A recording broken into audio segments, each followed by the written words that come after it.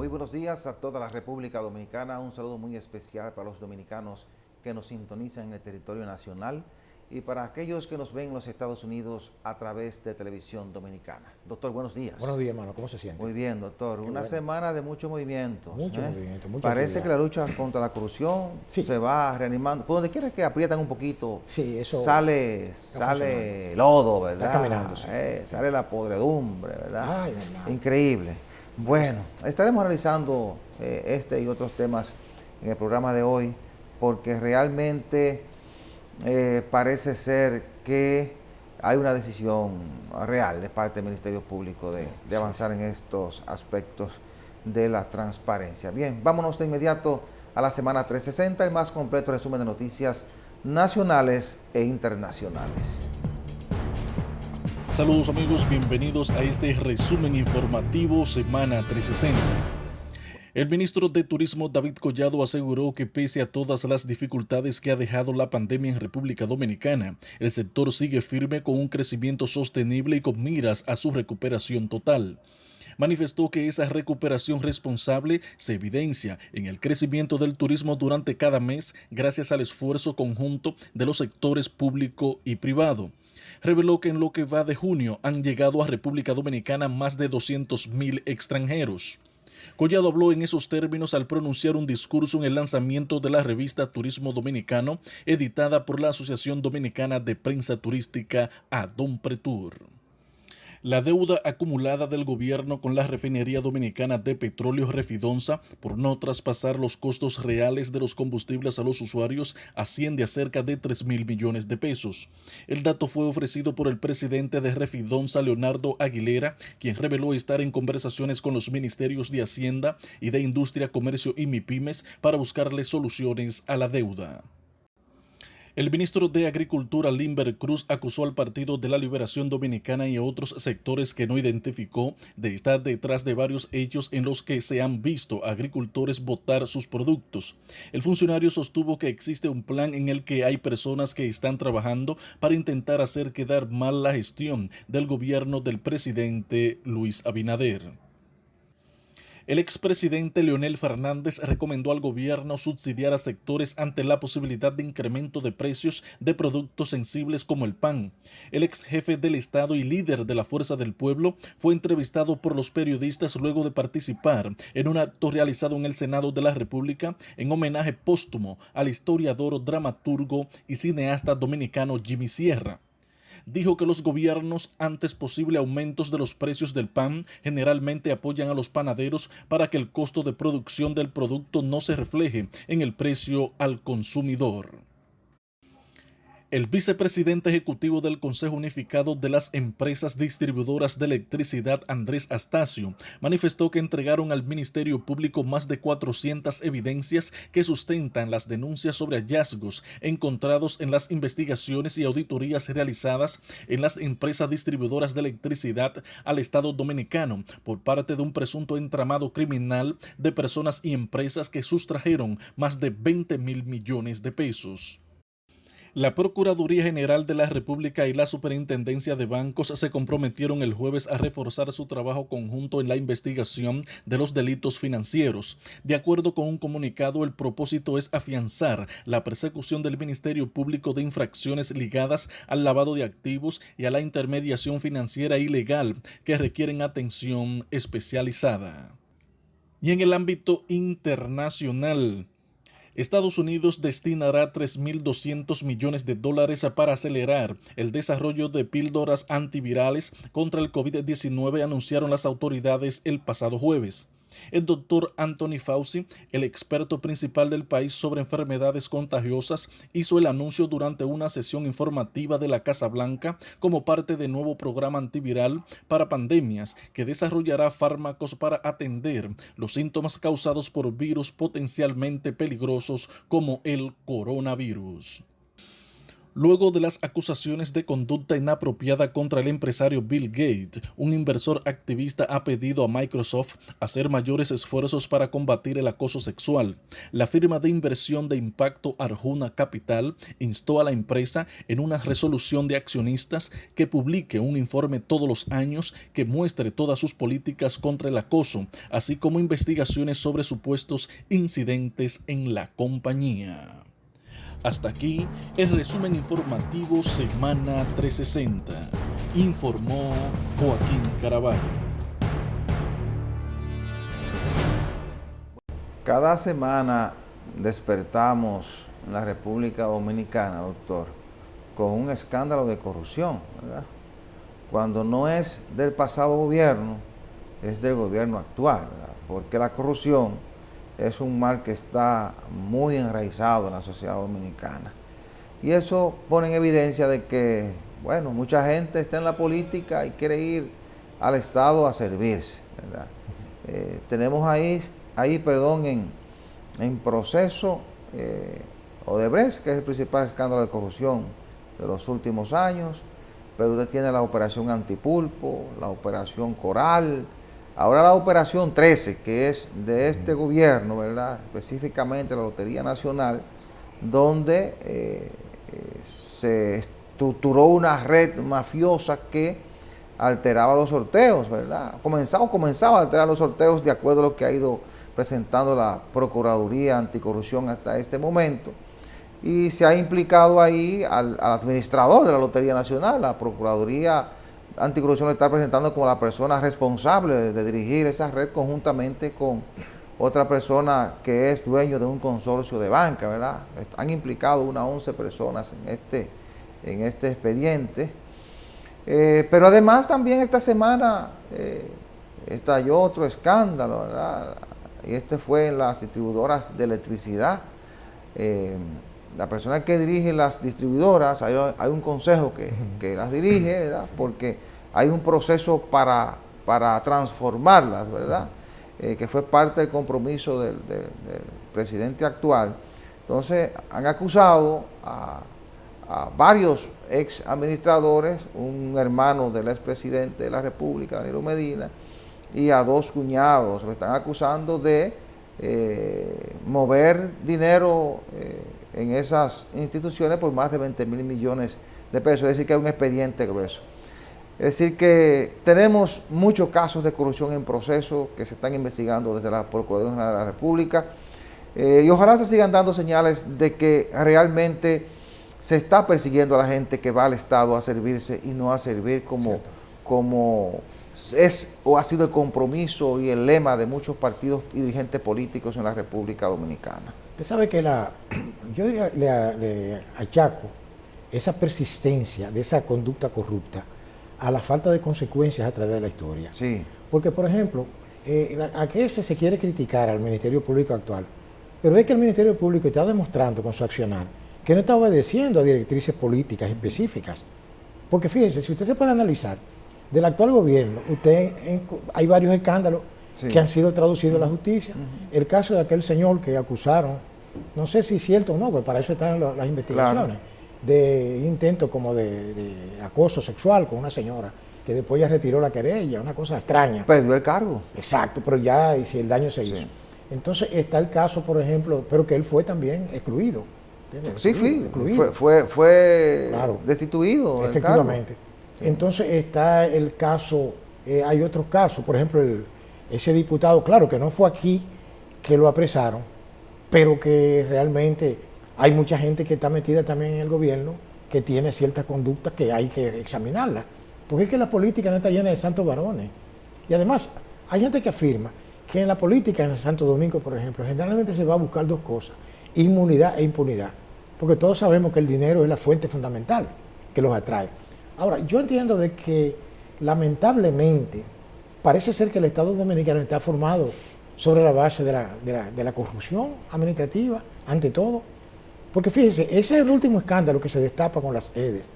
Esos 20 mil millones de que se habla de 20 mil millones de sobrevaluación. Sí. Oiga usted, o sea, no necesariamente por las actividades que hubo, de que, bueno, hubo, diríamos, exclusividades, Sí. que tienen que ver con cercanías familiares y cosas, sino que también se ha detectado, porque le voy a decir algo, las investigaciones que hace el Ministerio Público son fundadas diríamos, en procedimientos de tipo técnico. O sea, no es verdad que el Ministerio Público se va a aventurar a presentar una acusación, es la palabra que corresponde aquí, si no tiene los elementos constitutivos fundamentales. No, y ese caso lo estaban preparando. Claro. Porque a varios de ellos los habían interrogado en la Procuraduría General de la República. Sí. Lo que ocurre es que en los últimos días, desde las distribuidoras de electricidad, se comenzaron a hacer las denuncias y el Ministerio Público los llamó. Exacto. Entonces, las distribuidoras ya someten el expediente, es decir, la acusación. Claro. Entonces, le dan mayor aquiescencia a este proceso, ¿verdad? Porque ya hay un interés del Estado en el Claro caso. que sí. No solo el interés que había mostrado el Ministerio Público por algunas denuncias que se habían hecho desde el litoral de la comunicación social, con algunos programas que se habían presentado, sino que ya hay una acción directa del Estado a través de las distribuidoras de electricidad. Sí, porque ya se presentó una querella formal con constitución en actor civil. Y usted decía que usted cree que el Estado está constituido sobre la base de la corrupción. Yo diría que, bueno, que hemos sido muy permisivos a través del tiempo. Y hay un sector de la clase política que vio oportunidades de conseguir mucho dinero a través de la corrupción, porque es que si usted analiza los últimos 50 años, aquí ha habido impunidad siempre para la gente que ha administrado los fondos públicos. Entonces, si no hay consecuencias, como tiene un régimen de consecuencias, como usted dice, Exacto. hay una impunidad establecida como una estructura real, ¿verdad? ¿Qué han hecho los políticos? Se han montado ahí sobre esa base y han ido a hacer dinero al Estado. Mira, cuando uno se estudia la historia de la República, tiene que partir de un periodo fundamental que es la colonial. Sí. Nosotros nunca fuimos, no siempre fuimos república. Ya. Somos república a partir de 1844. Claro. Pero antes de ahí fuimos colonial. Inclusive fuimos también ocupados por diferentes naciones, como el caso de Haití, que nos ocupó también, aunque no influyó para nada en la República Dominicana. Seguimos siendo los mismos, con la misma idiosincrasia. Pero ¿qué pasa? Cuando usted, por ejemplo, se estudia, por ejemplo, yo recuerdo en mi época de estudiante, la historia del derecho penal, usted encuentra que esa impunidad y esa corrupción administrativa viene de los tiempos de la colonia. Por ejemplo, aquí había un gobernador que fue, los que estudiaron derecho en esa época, recordarán el nombre de Carlos Conuco. Le decían Carlos Conuco porque el tipo era, ¿verdad?, el gobernador de Santo Domingo, y él ponía a los presos a trabajar, pero era para él beneficiarse, o sea, él cogía para él, y eso era corrupción. Claro. ¿Usted entiende? Entonces, de ahí viene, digo yo, ¿verdad?, porque después te encuentras que los diferentes, diríamos, directores de la cosa pública, lo que hacían era enriquecerse. Usted ve que se critica que Lili fue un corrupto, cierto, que Bay fue corrupto, perfecto, que Trujillo fue corrupto. Le dicen, no, que Balaguer, bueno, la corrupción se detiene en la puerta de mi despacho. Pero apañó eso. Entonces, yo, bueno, quizás no estaba de acuerdo, pero tampoco hacía nada por perseguirlo. Porque cuando se quiso perseguir, usted sabe a qué se debió, que fue un esquema de tipo político partidario. Sí. ¿Verdad? No se llevó a cabo. Pero lo que quiero decirle es que lamentablemente nos tomamos mucho tiempo para tomar el toro por los cuernos, como dice el refrán popular. Y yo creo que lo que se está haciendo ahora, por lo menos, que mira, no es fácil lo que le estoy diciendo, porque dígame usted, si se sigue punchando la cosa, cada vez que se da... Es que tiene que seguir punchando, porque es un compromiso, es lo que le estoy un compromiso del presidente actual. Entonces, entonces tú no puedes mover un poco la hoguera y dejarla que se apague. No, por eso le digo que tú tienes que seguir moviendo cierto, en todo ese trayecto que debe moverse, ¿verdad? La corrupción es un delito que no perime, doctor. Claro, ¿verdad? eso le digo. Entonces, ¿qué pasa? Que muchos que critican, es porque saben que desde que le toquen su punto, va a surgir una cosa rara ahí. Sí. Porque aquí la mayoría de la gente que usted la ve que exhibe grandes fortunas, no puede explicarla. No, y aquí hay mucha gente opinando sí, que 20, 26 años atrás hizo fortuna en el Estado. Claro. Y sí. 16, 18, y si se quiere ir 30 años atrás. Pero, porque es que realmente aquí ha habido una estructura que ha permitido eso. Efectivamente. Los políticos que nos han gobernado a través del tiempo se la han arreglado para tener el control de la justicia. Exacto. Y protegerse. Entonces, no ha habido ningún régimen de consecuencia. No. Porque aunque tengamos las leyes, porque este es el país que más leyes tiene, pero ellos se las han arreglado para neutralizar esas leyes, asumiendo compromisos, o la gente, ¿verdad?, que está llamada a aplicarla, asumiendo compromisos con las autoridades de turno. Exacto. Porque, por la forma en que llegan a los cargos, Claro. asumen niveles de compromiso que se convierten en una trampa, en un obstáculo para la persecución de la corrupción y el crimen. Por eso digo que hay un término que aplica perfectamente en este proceso y es el de límites. Cuando no hay límites en una sociedad, cualquier cosa puede suceder. Y por eso yo le digo que los límites serían que existiera un poder judicial fuerte, creíble, sustentable, porque yo le voy a decir una cosa, yo no confío en el actual sistema, le hablo justicia. Y por eso está haciendo su trabajo. yo le digo, doctor, que si hay un interés real, por eso yo dije desde el principio, Claro. que yo quiero ver el trayecto completo de la ruta, Claro. de los 4 años de gobierno, Cierto. porque he visto en muchos cambios de gobiernos que el primer año rumba y fiesta contra la corrupción y se persiguen casos, Cierto. y después Sí. las cosas vuelven a su ritmo anterior, aunque hemos visto que ahora los casos que se han presentado temprano en el gobierno, se ha permitido que el Ministerio Público actúe con independencia, que es una buena señal. Oiga, y como usted decía, doctor, escúcheme que le Sí, interrumpa, no se como preocupe. usted decía, doctor, la independencia debe darse no solo en el Ministerio Público, sino también en la justicia, ¿verdad? Pero que es lo que le estoy diciendo. En el Poder Judicial. Que la gente usa mucho el término independencia de claro. la justicia. Sin embargo, los actores que están llamados a propiciar una justicia independiente no están interesados No, en porque eso. la independencia que se está dando es en una ala de la justicia. Claro. En la ala auxiliar, que es la del Ministerio Público. Claro. ¿Es correcto decir auxiliar del Ministerio Público? No. Bueno, sí. Lo que pasa, cierto, lo que pasa es que, en síntesis, o sea, hasta que nosotros no tengamos un mecanismo confiable de elección de jueces aquí, que no influya, que va a ser difícil, pero no imposible. Bueno, los jueces que están son producto de un esfuerzo, entre comillas, Bueno. por conseguir un mecanismo. Entonces, Bueno. eso que usted plantea, lo que estamos planteando aquí, debe ser el motivo suficiente como para revisar ese sistema que tenemos Eso digo y yo. avanzar hacia un sistema que realmente permita la independencia. Si hay interés en la clase política de que las cosas se Eso hagan le digo, que a diferentes. nadie le gusta como afilar cuchillo para su garganta. Claro, ¿no? pero la sociedad dominicana está demandando un cambio en ese Eso es sentido. así. Está demandando transformación como garantía de fortalecimiento institucional. Pero hay que ser realista. ¿Eh? Lo que se ha tomado más de un siglo para crear la República, podría ser que el gobierno que haga lo que tiene que hacer, en un sentido de no obstaculizar el proceso, Claro. por lo menos, aunque no tenga la facultad ni el poder de decir, vamos a poner jueces, porque el gobierno no puede poner jueces. No. Pero, ¿cómo le digo? Sí, por lo menos, dejó tranquilo al Ministerio Público, que nunca había sido Claro, así. claro. ¿Entiendes? Y hay cosas que se están viendo que no se veían nunca. Y eso va a forzar el proceso de transformación entonces en el Poder Eso Judicial. entiendo, eso Entonces, entiendo. y el gobierno que venga, que sustituya a este, que le dé continuidad. Cierto. Y que la sociedad esté vigilante para sancionar, ¿ve?, a través de los mecanismos correspondientes Lo que sea, a sí. quien se salga de esa ruta. Efectivamente. Vamos a la pausa.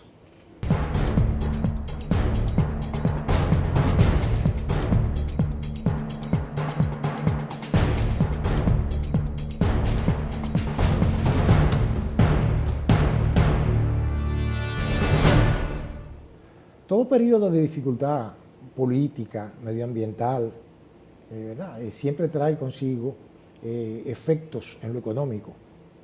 Y por ejemplo, estamos mirando de que a raíz de la pandemia, ¿verdad?, declarada desde el año pasado para acá, afectó fuertemente la capacidad de producción, porque está ligada, ¿verdad?, a que la gente pueda integrarse a su trabajo, de que los elementos que constituyen la economía se muevan de manera normal y crezcan. Pero ahora vemos un fenómeno que posiblemente esté asociado al oportunismo y al agiotismo que se da en estos sistemas. Por ejemplo, es el caso de la tendencia alcista casi incontrolada de los precios. Muchos han querido justificar, por ejemplo, con factores exógenos, como es, por ejemplo, aumento de los fletes, ¿verdad?, a nivel internacional, aumento de los commodities, como le llaman, etcétera, etcétera. Sin embargo, yo creo que hay mucho de elementos constitutivos de intermediación y de oportunismo y agiotismo. Porque, por ejemplo, se ha hablado hasta de cosas tan elementales para la canasta familiar como el aumento del pan, que se habló de una duplicación, aunque lo han desmentido y han dicho que no.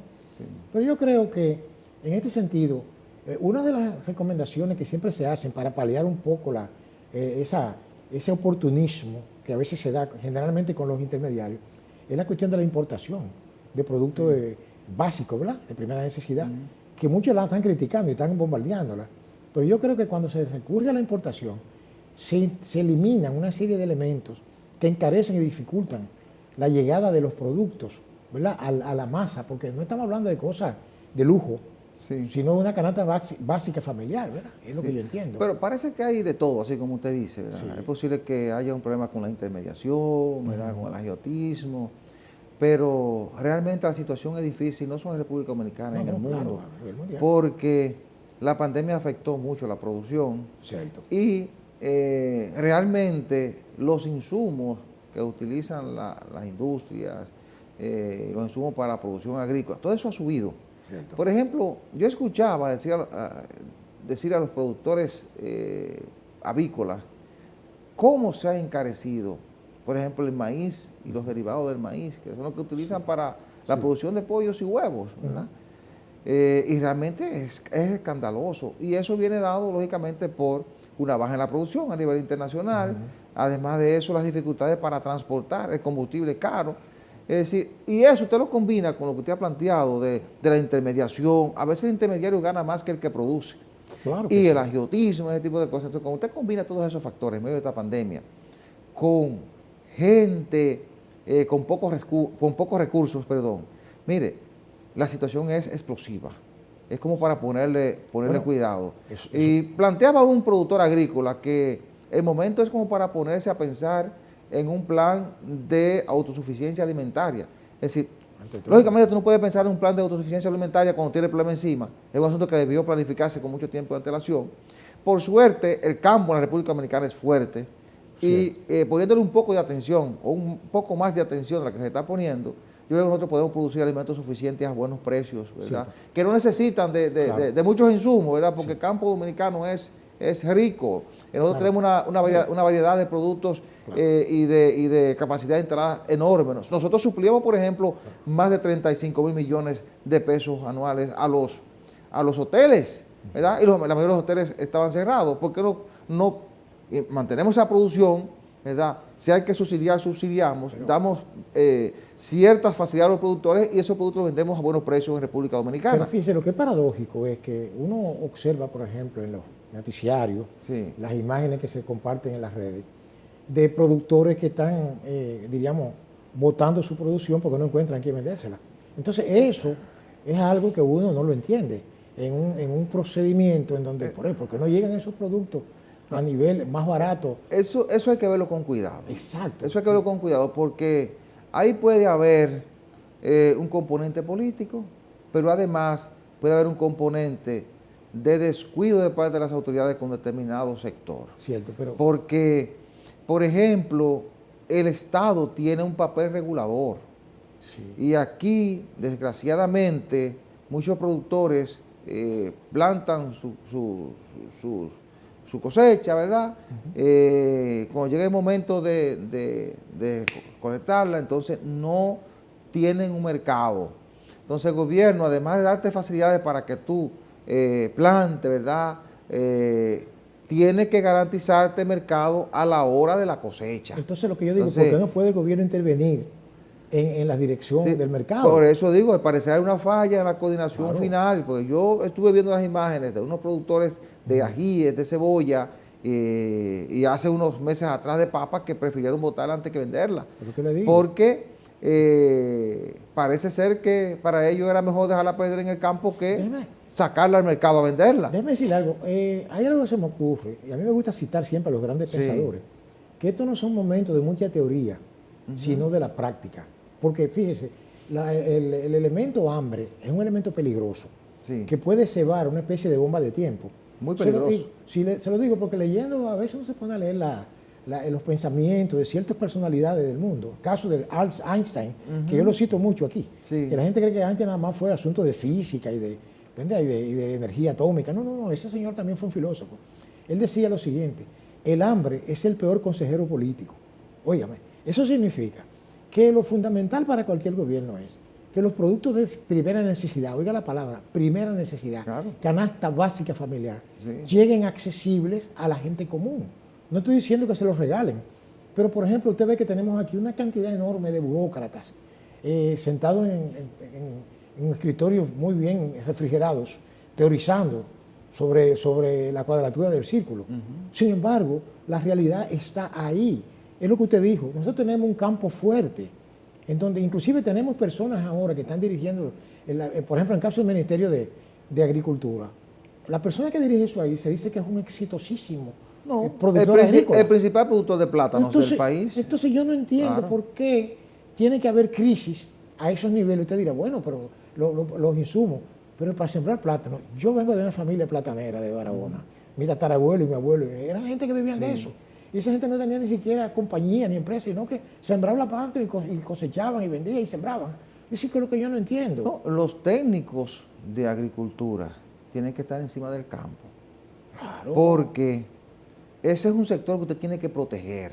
Los productores agropecuarios, usted tiene que protegerlos.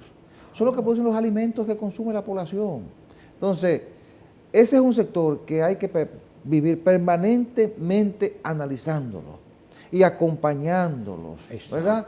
Porque yo estuve observando, por ejemplo, a productores de leche de la zona, creo que de Puerto Plata y parte de la línea, botando la leche. Le están mandando un mensaje al gobierno. No, le están mandando un mensaje al gobierno de que, a pesar de que el litro de leche se está vendiendo carísimo en los supermercados, en los mercados, le mantienen el mismo precio en el campo. Entonces, cuando tú observas situaciones como esa, tú tienes que sentarte con esos sectores para ver si los niveles de producción en este momento son suficientes primero para abastecer el mercado, y segundo, si la inversión que ellos están haciendo para producir un litro de leche, para citar un sector en particular, le garantiza a ellos ciertos niveles de rentabilidad, porque tú tienes que garantizar la permanencia de ese sector.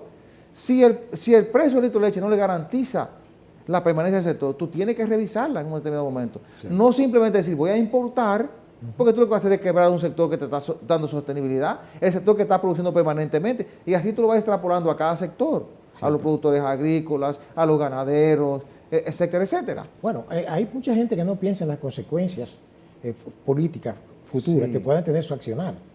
Y yo le digo a usted que, por ejemplo, para mí es una mala señal de que un productor destruya la producción por el hecho de que él prefiere hacerlo y no venderlo a un precio más barato. Entonces eso lanza una señal negativa hacia la comunidad. Sí. Entonces, es posible que ese tipo de personas, en un momento de desestabilización general, porque eso puede suceder en cualquier momento, en cualquier parte del mundo, usted puede ver un país muy estable y de repente surge algo que se va todo como la ficha de un dominó, que se cae uno detrás de otro. Entonces viene el problema de que cuando suceda una cosa así, que uno espera que nunca suceda. Sí, pero detrás de eso hay un mensaje, doctor, y es que le están diciendo al gobierno, usted no nos está protegiendo. Cierto, pero que... Cuando usted es un productor que hace eso, pero está bien, usted no me está protegiendo. Pero recuerde que las cosas tienen un doble Usted está dejando que yo me vaya a la quiebra. Cierto. Lógicamente, una señal también negativa, como usted dice, porque está desperdiciando un producto que alguien lo puede aprovechar. Bueno. Ahora, ese productor necesita acompañamiento, que quizás eso es lo que no le estén dando. Pero entonces ¿para qué están los organismos financiadores? ¿Dónde está? El gobierno tiene una responsabilidad con eso, no solamente el gobierno actual, yo hablo del Estado. El Estado, claro. Tiene una responsabilidad. Entonces, además, siempre para mí será una mala señal, ¿verdad?, de que se atente con lo que se llama la canasta básica familiar, es decir, lo que le llamamos aquí la bandera dominicana, desde el punto de vista popular. Es decir, la gente come arroz, habichuelas, carne, ¿verdad?, vegetales, fruta. Eso es lo que mantiene viva la gente.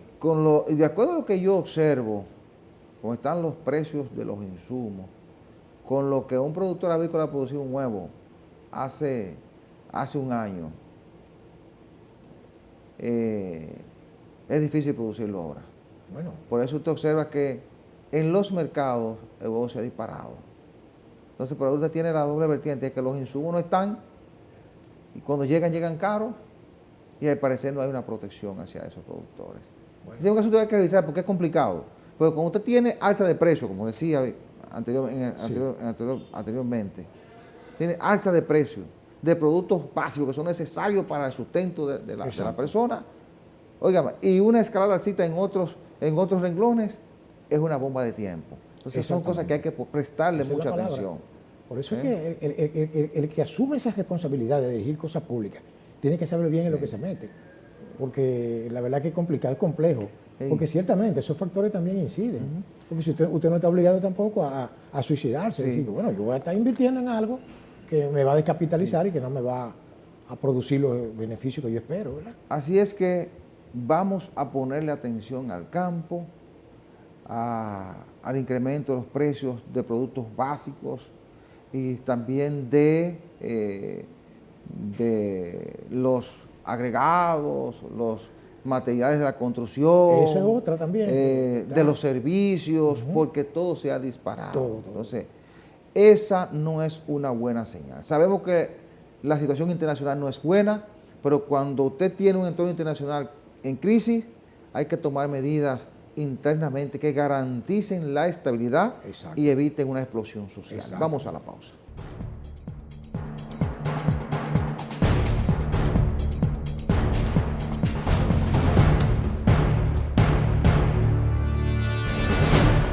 Hemos visto que hay una preocupación del gobierno y de un sector importante de la sociedad por el agua en República Dominicana. Y eso es importante, porque hace mucho tiempo que un sector social ha estado reclamando ponerle atención al recurso agua, porque aquí lo hemos desperdiciado, pero además hemos abusado de las cuencas, de las montañas. Hemos abusado no prestándole la atención que necesitan las zonas donde nacen nuestros ríos, ¿verdad? A veces abusando de los ríos, ¿verdad? Muchas empresas lanzando los desperdicios, ¿verdad?, a los ríos.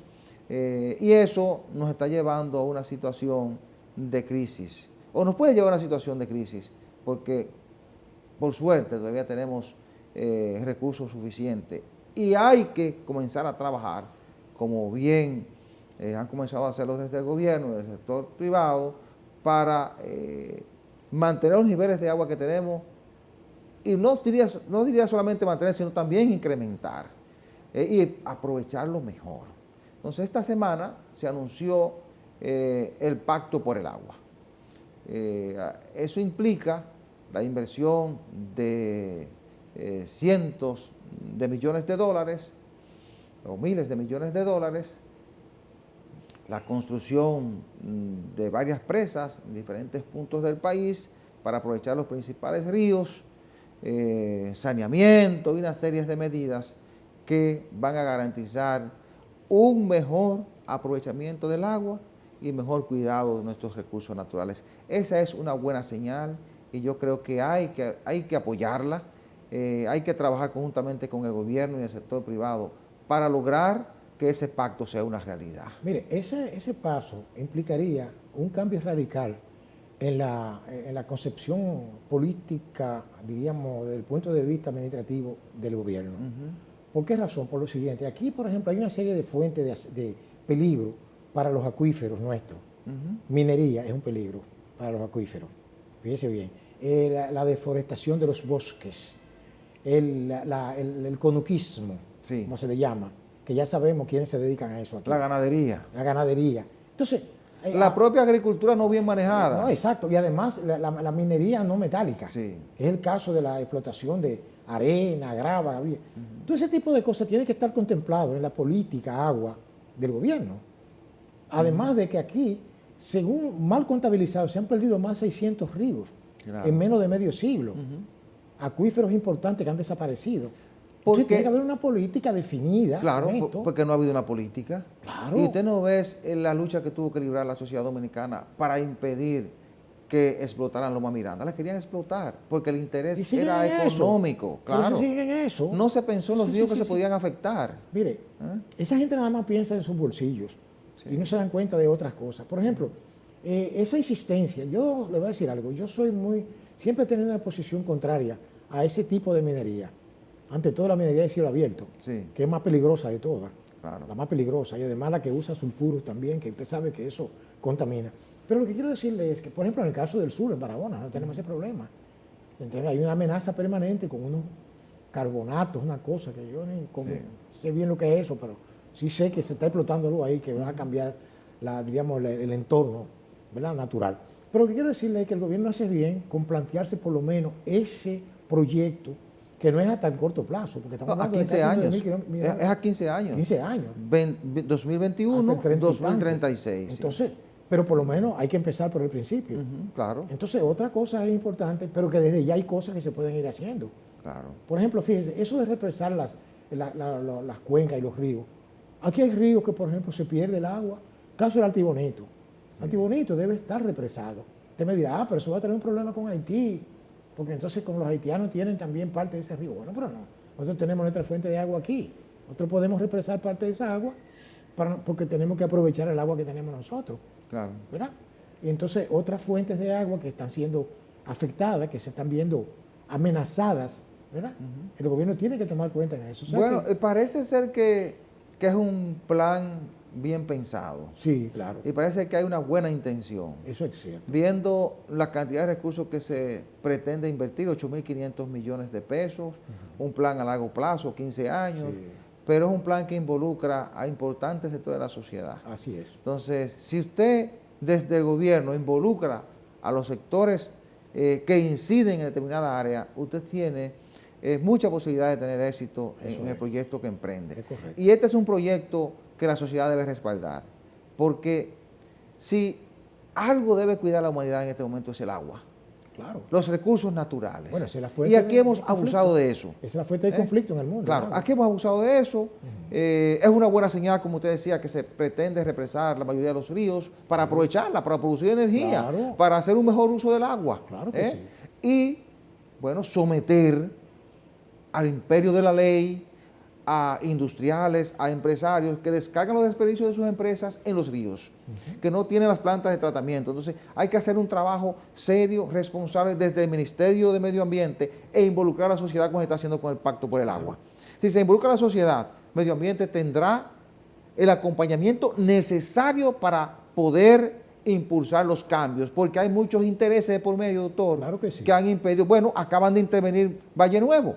Claro. Le han dado un plazo de 100 días para que salgan los agricultores, salgan los ganaderos, ¿verdad? Para tratar de recuperar Pero eso- el esa Valle no es Nuevo, no es la ¿verdad? primera vez que que está se hace siendo eso. depredado. Bueno, ojalá haya una intención real. Sí, Eso lo han eso. hecho como 5 o 6 veces, pero los intereses que se mueven en Valle Nuevo impiden Eso lo digo. que se materialicen los proyectos. Y ahí nacen una buena parte de los ríos que suplen de agua a la República Dominicana. Bueno, le llaman la madre de las aguas. Por algo le llaman la madre de las aguas. Ese intento lo habían hecho anteriores ministros, por ejemplo, de Medio Ambiente, Claro. y fueron hasta criticados. Y ojalá, doctor, declaren como de alta prioridad las cuencas del río Sama, Sería que deseable. está amenazada por los planes de construcción de una presa de cola en el nacimiento de ese río. Es lo que le digo. Bueno, de hecho, anunciaron que ese plan incluye 2 presas, una en Don Juan, imagino Sí. que es Don Juan de Monteplata, y otra en La Placeta.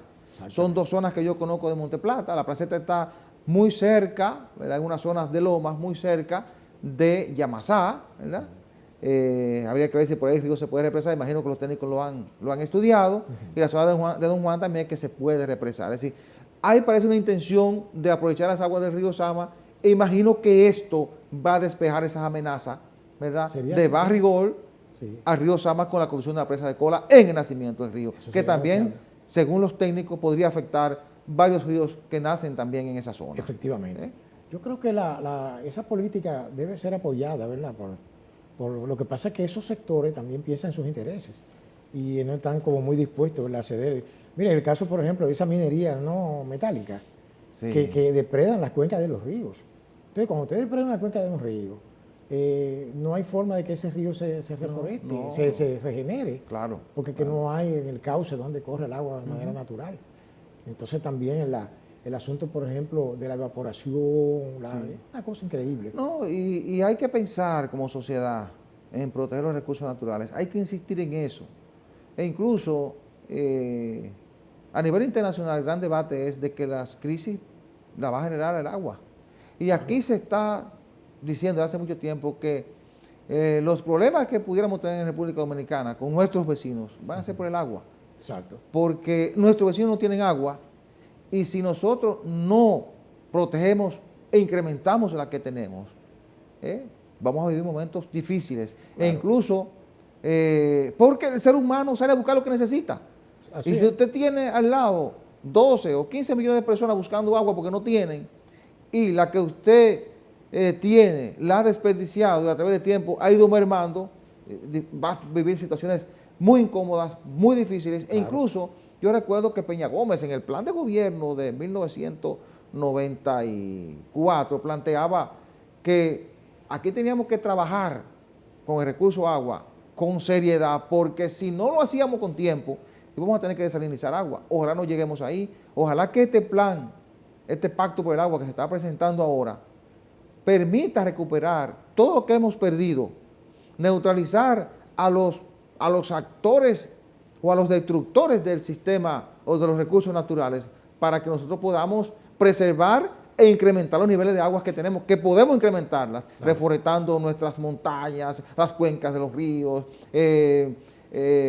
tratando las aguas de las empresas, es decir, trabajando con un plan a largo plazo como el que se ha presentado. Pero si no se aplican medidas también fuertes para frenar lo que está sucediendo ahora, no se va a llegar a nada. Esto va a implicar medidas fuertes. Porque, óigame, entonces, que aquí y con consecuencias. Claro, claro. Hay que ver qué tan dispuestos están las autoridades a llevar esto hasta donde hay que llevarlo. Así porque hay muchos intereses. Claro, porque no es solamente el conuquismo de los pobres, hay mucha gente muy poderosa que está impulsando proyectos en montañas que afectan los recursos naturales. Esos intereses jamás estarán por encima del interés colectivo. Claro, por eso digo que debe haber mucha buena voluntad y pantalones de parte de los que están llamados a impulsar esas leyes. Debe pensar que si se desestabiliza todo, ellos también, la cabeza de ellos también corren peligro. No, y pensar que cuando ellos desaparezcan de este mundo, sus hijos, sus nietos, sus bisnietos, seguirán viviendo aquí. Eso, no le interesa eso. Bueno, vamos a la pausa. Regresamos en unos segundos. El antiguo emperador de Siam tenía una costumbre muy especial y era que les regalaba a sus amigos elefantes blancos. Ajá. Porque los elefantes blancos eran muy extraños, pero eran muy costosos estarlos manteniendo. Entonces lo que hacía era que los arruinaba. O sea, les regalaba el elefante para que se arruinaran. Sí. Entonces de ahí viene, en el contexto político y administrativo, lo que se llama elefante blanco. Algo que es sumamente costoso, ¿verdad?, de constituirlo, pero que no ofrece ningún tipo de resultado ni beneficio. Claro. Entonces, en este caso, yo siempre tengo la mentalidad, yo soy progresista en un sentido, que creo en el avance, pero por ejemplo, la figura del defensor del pueblo, sin desmeritar a nadie, ¿verdad?, porque todo el mundo tiene sus méritos, pero esa figura realmente no significa nada para un país como la República Dominicana. Eso puede haber significado, por ejemplo, el famoso ombudsman, ¿verdad?, sí, en los países del frío, allá en Noruega, ¿verdad?, allá en Dinamarca, en donde la gente, por ejemplo, en donde un primer ministro que se desayuna con su familia y gasta 30 euros y se lo carga al presupuesto del Estado, tiene que renunciar. Entonces, en contrario imperio, en un país en donde alguien se gasta 20.000 millones de pesos, no pasa nada. Entonces yo creo que el defensor del pueblo, con todas las buenas intenciones que pueda tener, y de hecho han elegido una persona que a mi modo de ver era el que más calificado de todo para ocupar ese puesto. No solamente por su no militancia política, porque eso para mí, bueno, es un sentido relativo, pero sí por su gran preparación académica.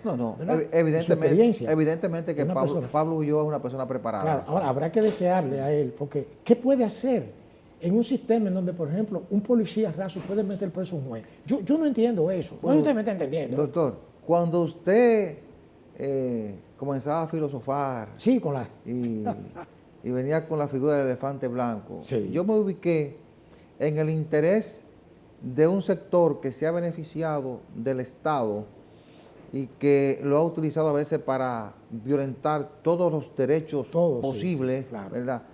Crea una institución y se las arregla para que no funcione. Me ubiqué bueno, sí. en esa parte. Sí, eso está bien. Y pensaba en ese momento cuando usted recurría a esos argumentos, pensaba en que Pablo Ulloa, sus adjuntos y suplentes tienen una gran responsabilidad.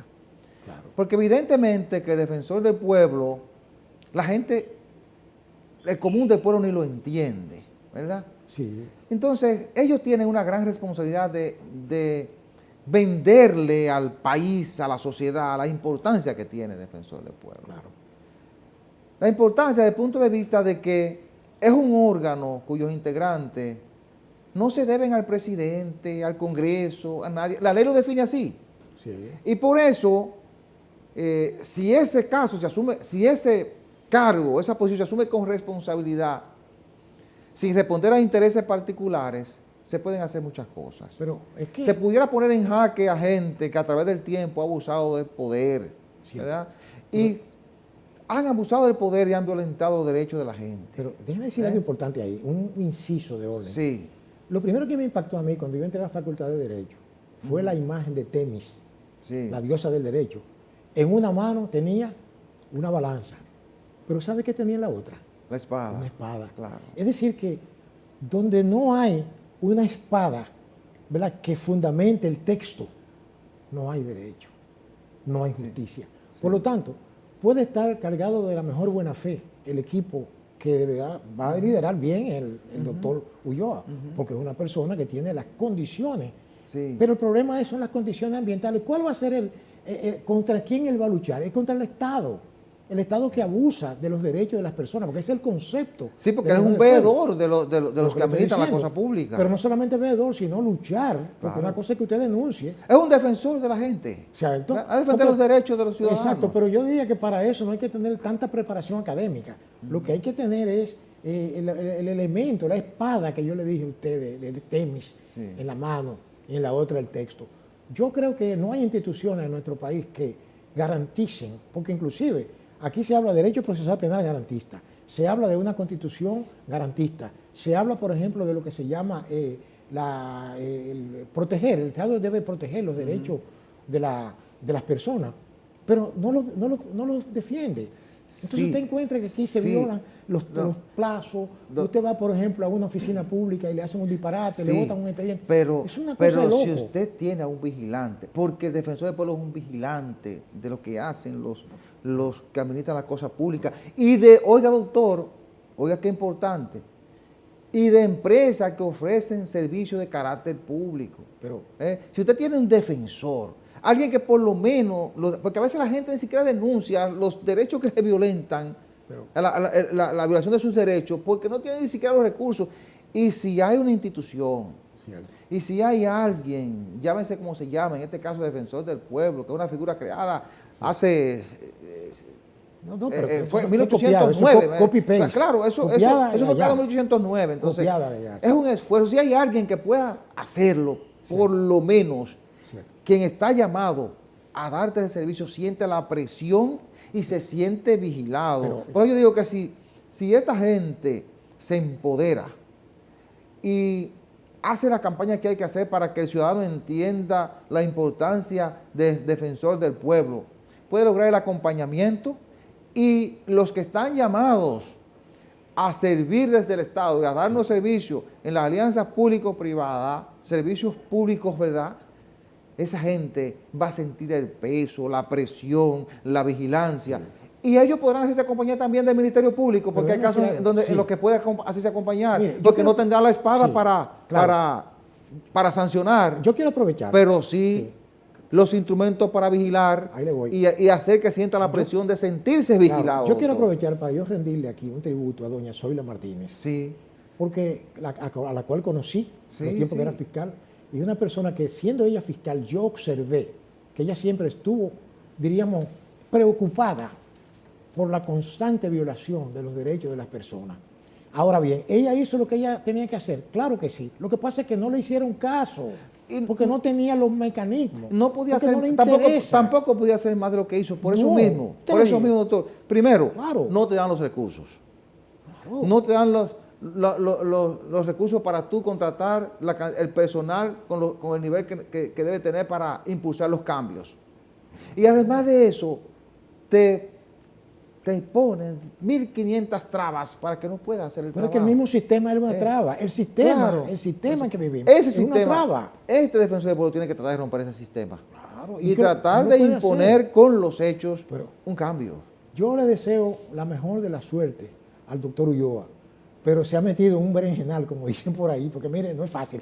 Se convertiría, digo, yo sé que está cargado de la mejor buena fe, y es una persona con visión, porque yo vi su currículum y veo que tiene visión sobre lo que debe ser, pero una cosa es el deber ser y otra cosa el ser. Son cosas muy Usted diferentes. sabe los abusos que cometen empresas Oh. que dan servicios de carácter público. Sí, Que los ciudadanos no logran los objetivos porque no encuentran quien los acompañe. claro, sí. Dejando a los funcionarios fuera y yendo al sector privado.